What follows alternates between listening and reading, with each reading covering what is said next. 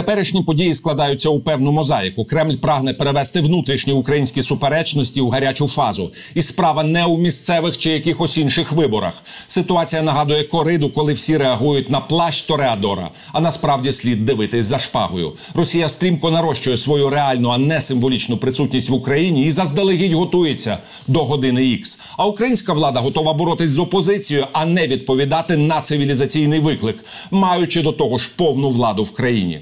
Вже другий за уряд, а в нього немає ні програми, ні стратегії, ні кадрів. Країна летить в тартарари під геготіння натовпу, смішні відосики та буботіння головнокомандувача про Льошу, Андрюху та какую разницю. Сергій Таран, політолог.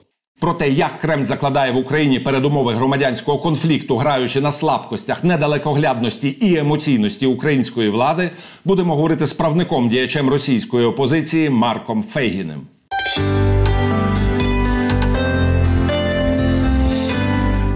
Вітаю вас, шановний пане Фейгін, в студії телеканалу «Еспресо». Отже, в Україні крапля за краплею формується так званий внутрішньоукраїнський конфлікт.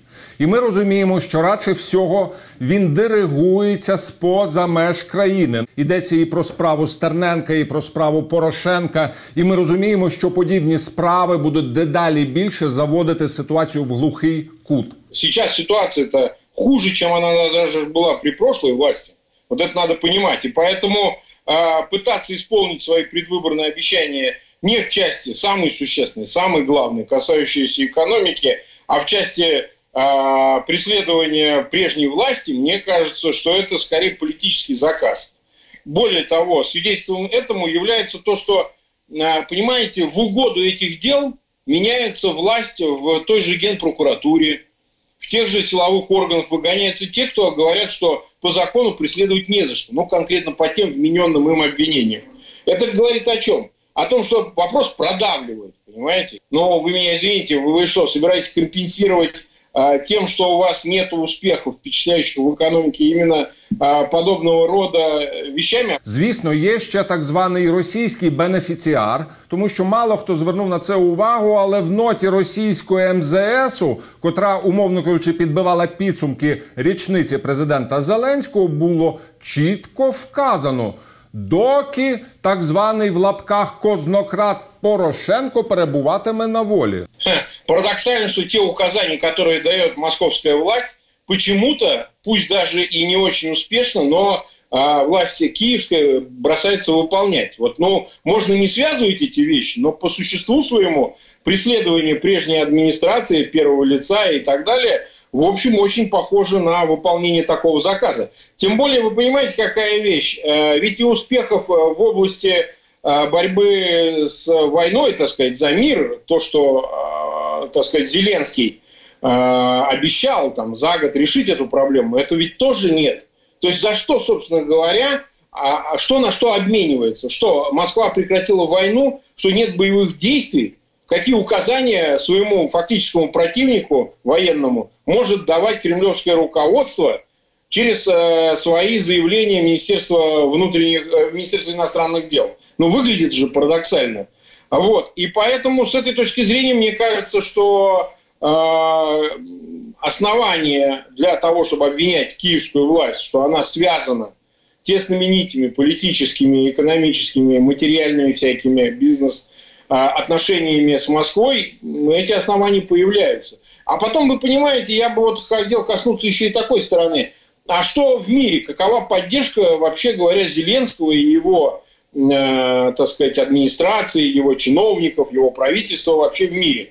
Я бы не сказал, что он в этом смысле очень успешен. Честно говоря, когда эти преследования политические шли, я с разных сторон слышал заявления очень значимых западных политиков, европейских, о том, що, вообще говоря, так не делается. Якщо людина буде садити своїх політичних опонентів у в'язницю, відповідно, ми знаємо, яка реакція послідує на Заході. Але найстрашніше – це безпосередньо відіб'ється і на безпеці держави, і загалом на підтримці Заходом цієї держави. Ну, вы знаете, вот если посмотреть назад, то этим баловался только Янукович, который, как мы помним, посадил Тимошенко. Вот это мы очень хорошо помним, и все политические коннотации этого дела, и, так сказать, все, что с ним было связано. то, как это на Западе пролоббировано было, потому что Манафорт небезызвестный. Он был одним из пиарщиков Януковича, который осуществлял, так сказать, лоббистское сопровождение этой акции. Вот очень похожим образом складывается ситуация и вот с нынешними преследованиями. Они тоже выглядят как пиар-акция, и пиар-акция, которую пытаются каким-то хотя бы образом подкрепить лоббистскими всякого рода усилиями на Западе.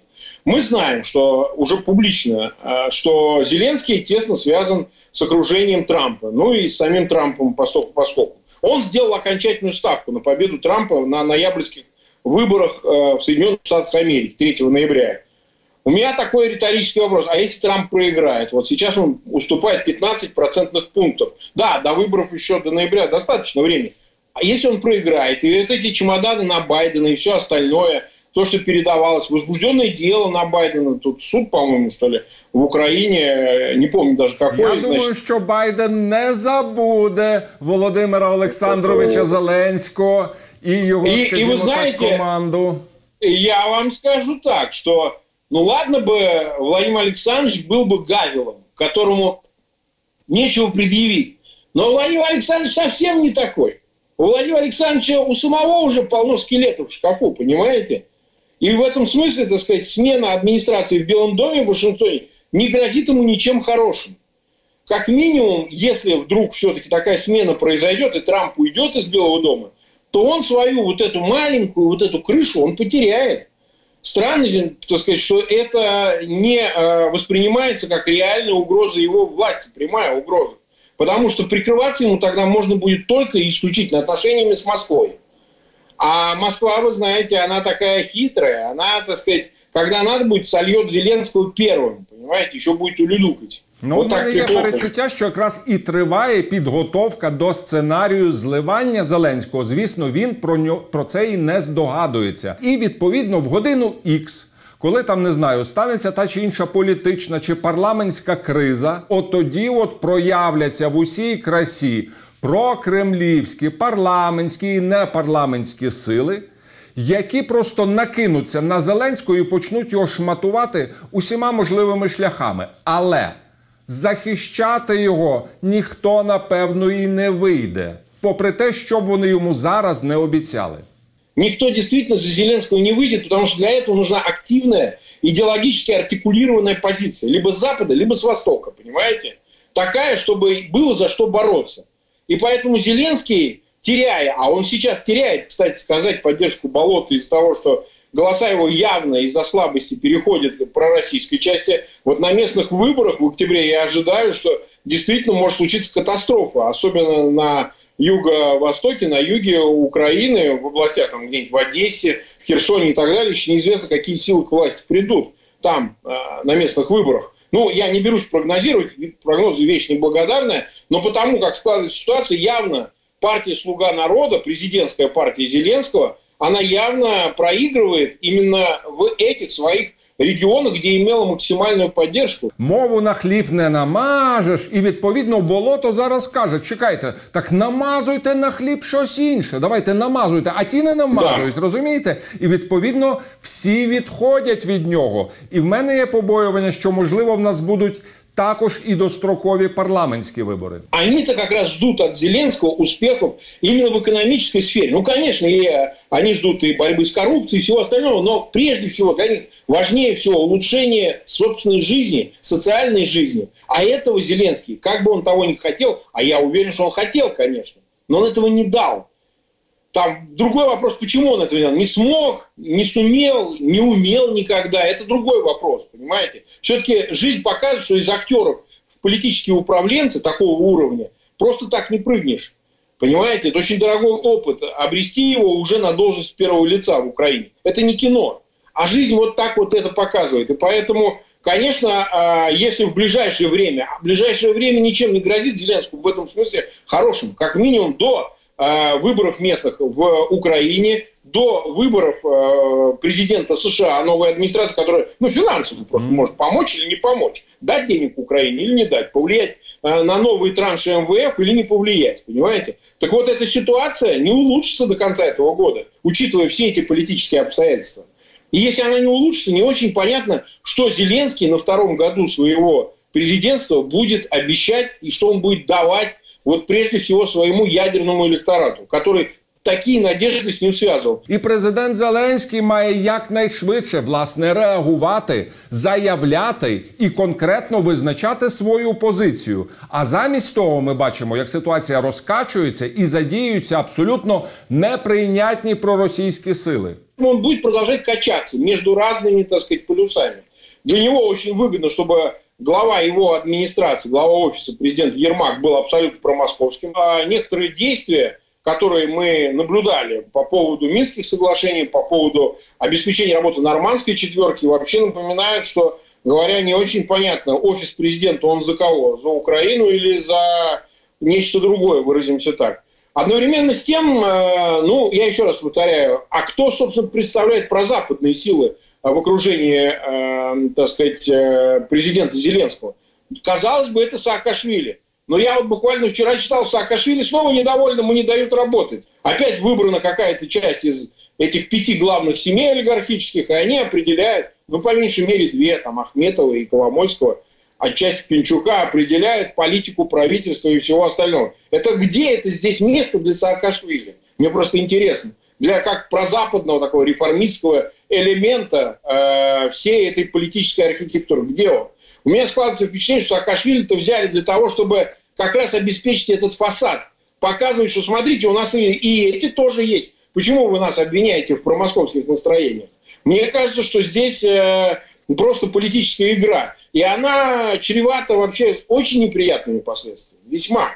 Люди выйдут, они уже так делали. Просто говорить о том, что в Украине Майдан невозможен, это смешно. Он уже был несколько раз. Как минимум в 2004 году и в году 2013. Ну, с 2013 на 2014. То есть такое уже было. И говорить о том, что нет, люди уже не хотят, люди уже не выйдут. Ведь достаточно выхода вот этой прозападной части, причем это, ну, достаточно активная, мобилизованная часть людей, часть электората, которые потребуют для, так сказать, устранения всех этих промосковских элементов из политикума. И они могут очень резко себя повести. Просто не очень понятно, на что рассчитывает в этих обстоятельствах Зеленский. Он вообще, в принципе, не только не сделал ничего, чтобы удалить вот это влияние, избавиться от этого влияния Кремля, а он скорее ему сильно посодействовал. Вот, знаете, за год как изменилась ситуация в худшую сторону, в смысле суверенитета, защиты национальных интересов. Вообще говоря, присутствие в политической жизни вообще Москвы, оно просто возросло невероятно, гигантски. Конечно же, значительная часть и очень важная часть украинского истеблишмента, украинского прозападного электората этим недовольна. И она не будет никогда этим довольна. Вот это преодолеть нельзя. И статус, вообще говоря, ее, он государственный, потому что, условно говоря, присутствие Москвы – это антигосударственное направление, которое поддерживается отчасти окруженням Зеленського. І найгірше в даній ситуації, що в принципі Зеленський не помічає, як його поступово ведуть коридором Януковича, щоб в певну годину Х сталося щось, що нагадувало би, наприклад, побиття студентів на Майдані в 2013 році, щоб суспільство жахнулося і відступило на антизеленські позиції. Да, это один из сценариев, причем в нем могут быть заинтересованы совершенно разные силы, а сам Зеленский ничего не противодействует, он сам содействует волей-неволей этому сценарию. Другое дело, я повторяю, какова цель Москвы, вот важно ее понимать. Не то чтобы, конечно, в стратегическом плане Москва бы хотела просто захватить всю Украину и сделать ее автономией в составе Российской Федерации, безусловно, конечно. Вы спросите, конечно, хотела бы, почему нет? Они всегда считали Украину недогосударством, что оно не должно иметь своей государственности Украины. Да? Но Москву устроит, в принципе, и ситуация возвращения к тому, что было при Януковиче. Вроде бы где-то разная риторика, где промосковская, где такая фрондирующая. Янукович по-разному себя вел. Он в самый канун избиения студентов 30 ноября в 2013 году вернулся из США, из Вашингтона, где обнимался с Обамой. Просто многие это забыли. И заверял, что курс Украины на независимость, на суверенитет, на европейскую интеграцию, он неизменен. Но это были слова, а в реальности действовал он совершенно по-другому. этажами отдавали российским чиновникам и спецслужбам в присутственных местах государственных учреждений в Украине, этажами отдавали, значит, место работы, понимаете? Это говорит о чем? О том, что по существу-то ничего не происходило такого, чтобы соответствовало заявлениям. И приблизительно вот так же сейчас складывается с руководством Зеленского. С одной стороны, крики о том, что нужно, да, интегрироваться в Европу, в НАТО, в евроатлантические структуры, а действия совершенно обратные, действия, уводящие в обратную сторону. Понимаете? И вот этот диссонанс, вот это несоответствие, оно очень дорого встанет. Уж лучше быть последовательным сторонником суверенитета, как Порошенко, со всеми претензиями к нему, со всеми его ошибками, со всеми его нарушениями закона даже, которые отчасти можно ему адресовать в качестве претензий. Да? Но он был последовательным, он занимал твердую позицию, понимаете? Несмотря на то, что очень сильно не разбирался в людях, в кадровой политике, но это там отдельный вопрос. А у Зеленского стратегии-то нет этой. Никто не понимает, так сказать, что он хочет. И действует он совершенно обратным образом от того, что говорит. А это чревато, я тоже согласен, это чревато для України і для нього самого. Ну, на превеликий жаль, маємо завершувати нашу розмову. Щиро вам вдячний, шановний Марк, за відвертість в ефірі телеканалу «Еспресо». Спасибо, до встречи.